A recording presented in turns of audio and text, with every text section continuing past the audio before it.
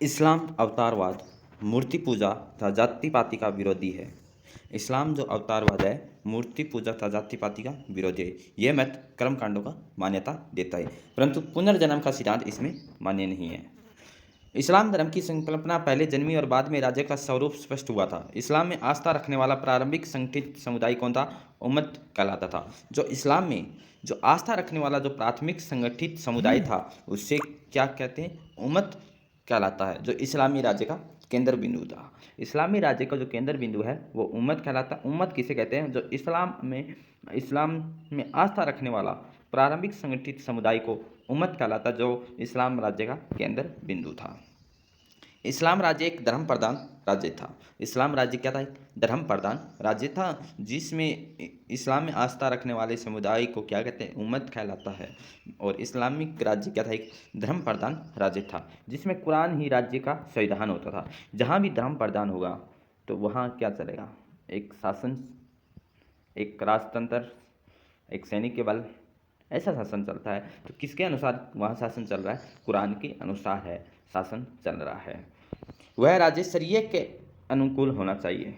जहाँ भी धर्म प्रधान होगा तो एक कुरान ही राज्य का संविधान होगा, और शरीयत है, उसके अनुसार वहाँ सारी चीज़ें हैं उनको फॉलो करना पड़ेगा। जो शरीयत के अनुसार है, अकॉर्डिंग है, वही वहाँ पे कुछ करना होगा, उनके ही अकॉर्डिंग उस राज्य को चलना पड़ेगा।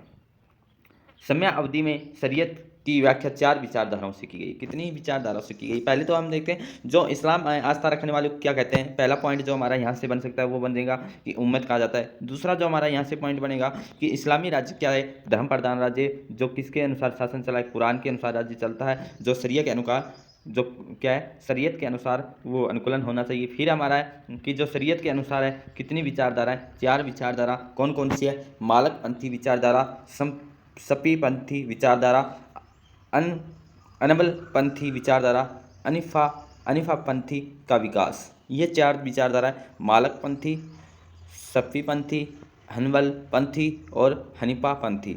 हनबल और हनीफापंथी, मालकपंथी और सफीपंथी के जो है, सफीपंथी के जो है पंथी के अनुसार है।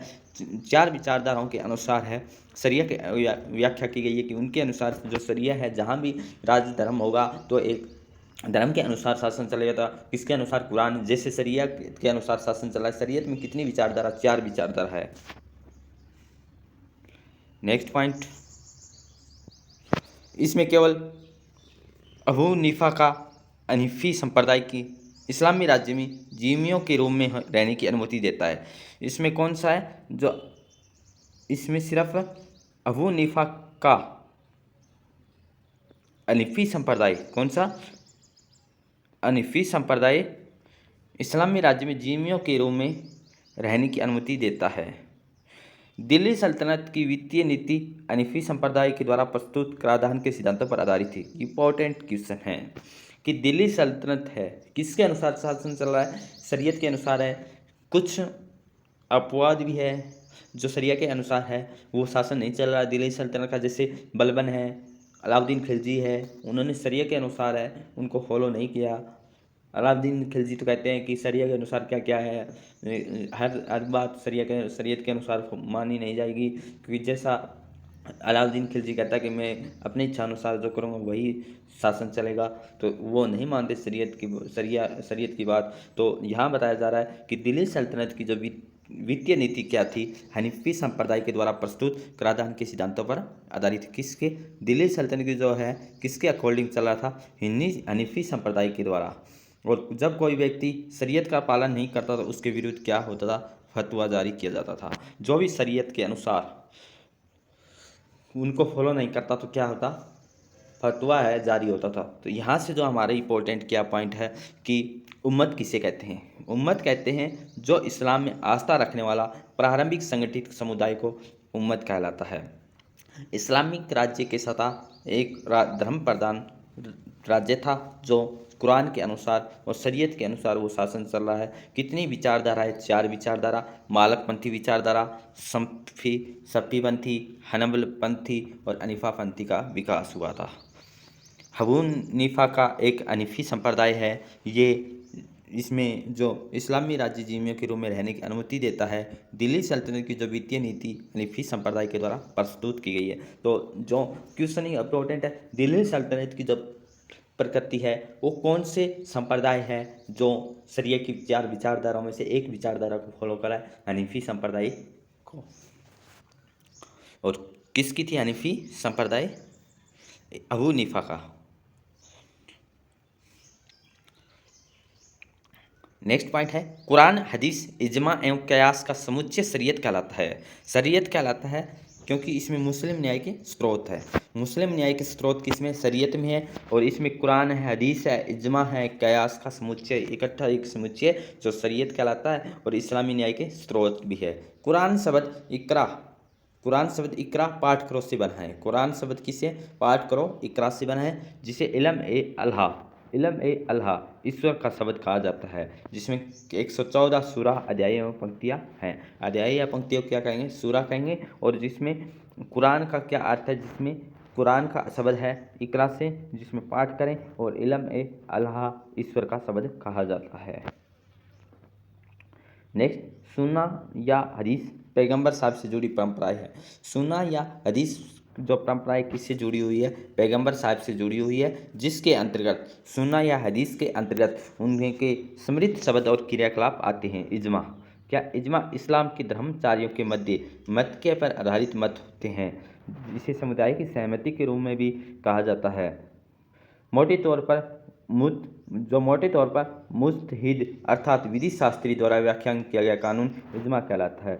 जो मोटे तौर पर है मुस्तहिद अर्थात विधि शास्त्री है, जो उनके व्याख्या द्वारा किया गया कानून क्या कहता है? इजमा कहलाता है। कियास सादृश्यता के आधार पर तर्क वितर्क या जो सादृश्यता के आधार पर क्या कियास है। तो यहाँ से जो हमारा क्वेश्चन बनेंगे जो आज इसकी स्लाइड में, तो क्या क्वेश्चन बनेंगे कि उम्मत क्या कहलाता है? जो इस्लाम में आस्था रखने वाले को उम्मत कहते हैं।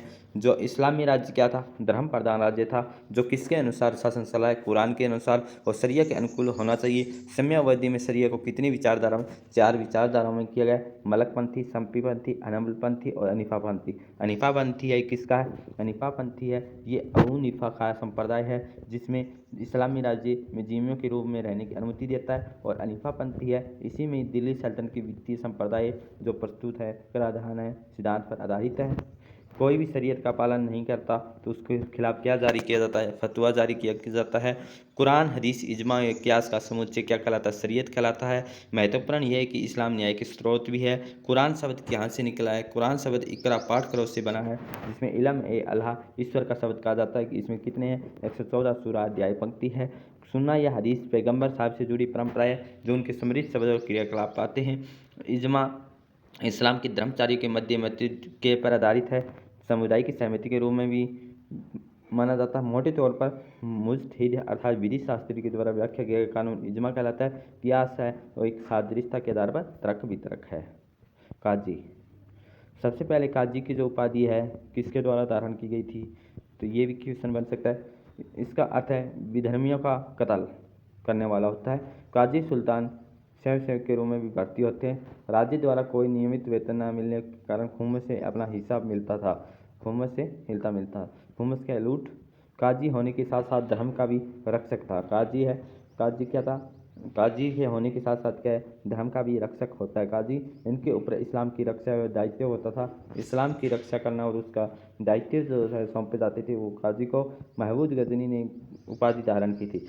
काजी की जो उपाधि है महमूद गजनी ने धारण की थी। और गियासुद्दीन तुगलक ने दिल्ली सल्तनत का पहला शासक था, जिसने अपने नाम के आगे गाजी की उपाधि 1451 में, और गाजी उपाधि बहलौल लोदी ने 1451 में गाजी की उपाधि धारण की थी। तो कौन से सुल्तान है? महमूद गजनी ने गाजी की उपाधि, गियासुद्दीन तुगलक है दिल्ली सल्तनत का पहला शासक जिसने गाजी की उपाधि, और बहलौल लोदी है अफगान शासक, इन्होंने भी 1451 में गाजी की उपाधि धारण की थी। 1527 ईस्वी में 17 मार्च 1527 ईस्वी में बाबर और राणा के खिलाफ है खानवा का युद्ध के बाद बाबर ने गाजी की उपाधि धारण करने वाले महमूद गजनी, गियासुद्दीन तुगलक और बाबर। जो महमूद गजनी ने सबसे पहले, फिर दिल्ली सल्तनत का पहला शासक कौन था? गियासुद्दीन तुगलक था, जिसने गाजी की उपाधि, और बाबर ने खानवा के युद्ध में गाजी की उपाधि है वो धारण की थी। और गाजी है का काम क्या है? गाजी है वो उसका काम है कि इस्लाम धर्म की रक्षा में उनका दायित्व सौंपा जाता था। दिल्ली सल्तनत का स्वरूप काल, ये हम नेक्स्ट क्लास में हम अध्ययन करेंगे दिल्ली सल्तनत का स्वरूप कैसे था। तो अभी हमने जो अध्ययन किया था इस्लाम राज्य के बारे में। इस्लाम राज्य है की स्थापना कैसे होती है, इस्लाम धर्म के संस्थापक कौन है, इस्लाम धर्म कैसे इन्होंने, इस्लामिक राज्य है क्या था, गणतंत्र था या राजतंत्र था, कैसा था, ये हमने डिस्कशन किया। कौन शासन कर रहा है, किसके अनुसार शासन चल रहा है, और शरीयत क्या है, गाजी क्या है, ये हमने टर्म है इस वीडियो में हमने देखी है। और ये हमारी जो टर्म है इंपॉर्टेंट रहने वाले नेट जेआरएफ के लिए। और ये जो हमारा टारगेट है दिसंबर 2023 के लिए, इसमें टारगेट है हम लगातार वीडियो करते रहेंगे।